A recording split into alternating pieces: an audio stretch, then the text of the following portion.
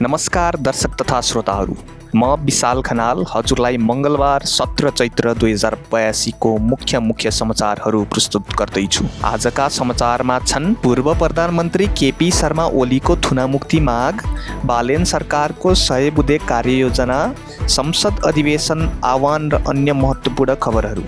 ध्यान दिएर सुन्नुहोला। सुरु गरौँ राष्ट्रिय तथा राजनीतिक समाचार। सर्वोच्चले ओली र लेखकको थुनामा सरकारसँग स्पष्टीकरण माग्यो। सर्वोच्च अदालतले पूर्व प्रधानमन्त्री केपी शर्मा ओली र पूर्व गृहमन्त्री रमेश लेखकलाई थुनामा राख्नुको कारण खुलाउन सरकारलाई 3 दिनभित्र लिखित जवाब बुझाउन आदेश दिएको छ।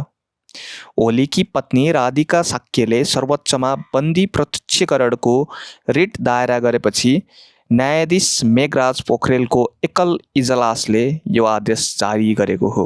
ओली र पूर्व गृहमन्त्री लेखकलाई गत शनिबार भिनसारै गृह मन्त्रालयको उजुरीका आधारमा गत सेप्टेम्बरमा भएको जेनजी आन्दोलन दमनका क्रममा 76 जनाको मृत्यु सम्बन्धी मुद्दामा गिरफ्तार गरिएको थियो। दुवैले आफूलाई निर्दोष बताउँदै गिरफ्तारीलाई राजनीतिक प्रतिशोध भयो भनेका छन्। अदालतले शोकज आदेश जारी गर्दै दुवैको थुना अर्को 3 दिनसम्म कायम रहने जनाएको छ। लेखककी पत्नी यशोदाले पनि छुट्टै रिट दायर गरेकी छन्, जसमा न्यायाधीश कुमार रेग्मीको इजलासले समेत सरकारलाई स्पष्टीकरण माग्ने आदेश दिएको छ। अब जाउँ अर्को समाचारमा। बालेन सरकारले संसद अधिवेशन बिहिबार बोलाउन राष्ट्रपतिलाई सिफारिस गर्यो। मन्त्री परिषदले सङ्घीय संसदको दुवै सदनको संयुक्त बैठक बिहिबार दिउँसो 2 बजे बोलाउन राष्ट्रपति रामचन्द्र पौडेललाई सिफारिस गरेको छ। संविधानको धारा 93 अनुसार राष्ट्रपतिको कार्यालयले यो निर्णय सार्वजनिक गरेको हो। नयाँ सरकार गठनपछिको पहिलो संसद अधिवेशन हुने यो बैठकमा सरकारको नीति तथा कार्यक्रमबारे छलफल हुने अनुमान छ। अब जाउँ अर्को समाचारतर्फ। बालेन सरकारको महत्त्वकाङ्क्षी 100 बुँदे कार्ययोजना सार्वजनिक। प्रधानमन्त्री बालेन्द्र शाहको नेतृत्वमा गठित राष्ट्रिय स्वतन्त्र पार्टीको सरकारले पहिलो मन्त्री परिषद बैठकमै 100 बुँदे सुशासन सुधार कार्यसूची पास गरेको छ। कार्यसूचीमा प्रमुख विषयहरूमा कर्मचारी तथा शिक्षकलाई राजनीतिक दलसँग आबद्ध हुन बन्देज, क्याम्पसबाट दलीय विद्यार्थी सङ्गठन खारेज, सङ्घीय मन्त्रालयको सङ्ख्या 22बाट 17मा झार्ने, 15 दिनभित्र उच्च अधिकारीको सम्पत्ति छानबिनका लागि अधिकार सम्पन्न समिति गठन र ई-गभर्नेन्स मार्फत अनुहारविहीन सरकारी सेवा प्रदान गर्ने लक्ष्य उल्लेख छन्।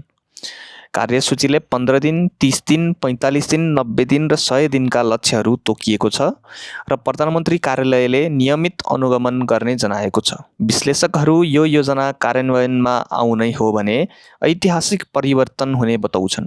अब जाउँ अर्को मुख्य समाचारमा। पूर्व ऊर्जा मन्त्री दीपक खड्कालाई मनी लाउन्ड्रिङ मुद्दामा पक्राउ।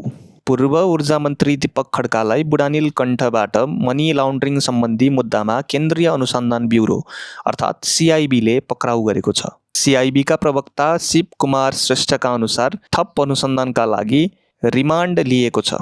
यो गिरफ्तारी नयाँ सरकारको भ्रष्टाचार विरुद्धको कडा अभियानको क्रममा भएको मानिन्छ। अब जाउँ आर्थिक समाचारमा। अन्डाको मूल्य प्रति दर्जन 300 रुपियाँ पुग्यो। कवकजन्य रोग फङ्गल डिजिजका कारण अन्डा आयातमा कडाई गरिएपछि बजारमा अन्डाको अभाव सिर्जना भएको छ। खुद्रा मूल्यमा 1 दर्जन अन्डाको मूल्य रु 300 पुगेको छ। उपभोक्ताहरूले यसबाट पिरोलिएको जनाउँदै सरकारले तत्काल आपूर्ति व्यवस्था मिलाउन माग गरेका छन्।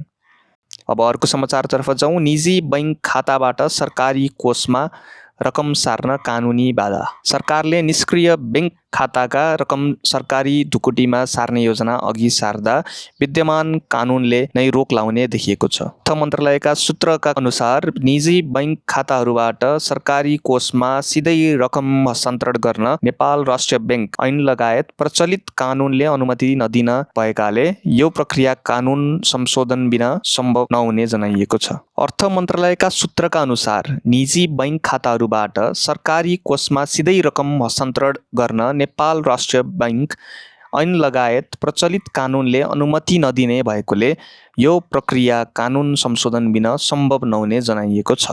अब जाउँ मौसम समाचारमा। पहाडी तथा हिमाली क्षेत्रमा वर्षा र हिमपातको सम्भावना। जलवायु तथा मौसम विज्ञान विभागका अनुसार आज कोशी प्रदेश सहित अधिकांश हिमाली र पहाडी क्षेत्रमा मध्यम वर्षा र हिमपात हुने सम्भावना छ। साथै आँधी बेरी चट्याङ र असिना पर्न सक्छ। तराई क्षेत्रमा आंशिक बादल लाग्ने अनुमान छ। काठमाडौँको हावाको गुणस्तर 159 अर्थात् अस्वस्थकर श्रेणीमा रहेको छ। त्यसैले जोखिमयुक्त व्यक्तिहरूलाई बाहिर ननिक्लिन सुझाव दिएको छ। अब जाउँ सामाजिक तथा अन्य समाचार। राइड सेयरिङ चालकहरूले माइती घरमा प्रदर्शन गरे। विभिन्न राइड सेयरिङ प्लेटफर्मसँग आबद्ध चालकहरूले आइतबार माइती घर मण्डलामा शान्तिपूर्ण प्रदर्शन गरे। स्वतन्त्र चालक प्रतिष्ठानको नेतृत्वमा भएको उक्त प्रदर्शनमा कम्पनीहरूद्वारा अत्याधिक कमिसन कट्टी र पेट्रोल मूल्य वृद्धिबाट थिचिएको भन्दै भाडा दर संशोधनको माग राखिएको थियो। अब जाउँ अर्को समाचारमा। आरएसएसको कार्यकारी अध्यक्ष धर्मेन्द्र झाले राजीनामा दिए। राष्ट्रिय समाचार समिति आरएसएसका कार्यकारी अध्यक्ष धर्मेन्द्र झाले नैतिक आधारमा आफ्नो पदबाट राजीनामा दिएका छन्। नेपाल पत्रकार महासङ्घका पूर्व अध्यक्ष समेत रहेका झाले देशको राजनीतिक परिवर्तनपछि नयाँ सरकारले आफ्नो रोजाइको नेतृत्वसहित काम गर्न पाउनुपर्छ भन्दै पद छाडेका हुन्। अब अर्को समाचारतर्फ जाउँ। मलेखु मुगलिन सडकको इच्छाकामना खण्ड राति 6 घण्टा बन्द। मलेखु मुगलिन सडकको इच्छाकामना खण्ड आजदेखि प्रतिदिन राति 6 घण्टा सवारी आवागमन बन्द हुने भएको छ। सडक मर्मत तथा स्तरोन्नतिको काम अगाडि बढाउन यो निर्णय गरिएको अधिकारीहरूले जनाएका छन्। यात्रुहरूलाई वैकल्पिक मार्ग प्रयोग गर्न आग्रह गरिएको छ। अब हामी जाउँ खेलकुद समाचारतर्फ। महिला क्रिकेट टोलीले युगान्डामा इस्टर वुमेन्स T20 कप खेल्ने। यी थिए आजका प्रमुख समाचारहरू। देश नयाँ राजनीतिक युगमा प्रवेश गरिरहेको यो बेला न्याय, सुशासन र परिवर्तनका लागि जनअपेक्षाहरू उच्च छन्।